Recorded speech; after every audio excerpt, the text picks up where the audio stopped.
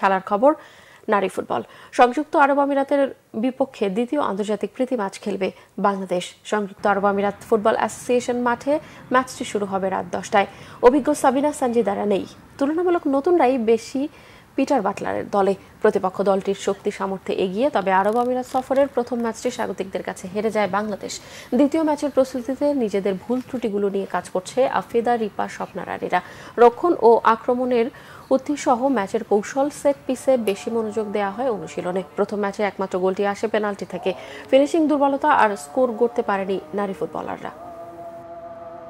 Inspirational young ladies who I've got the utmost respect for, and all I can turn around and say is that you want to win. Of course you want to win. ওদের দুই wing হচ্ছে strong আছে, তো বিগত খেলাতে হচ্ছে দুই wing থেকেই হচ্ছে ওদের বেশি অ্যাটাক হয়েছে, তো দুই উইং আমাদের আটকাইতে হবে। কোচ নির্দেশনা দিয়ে আজকে প্র্যাকটিস করাইছে।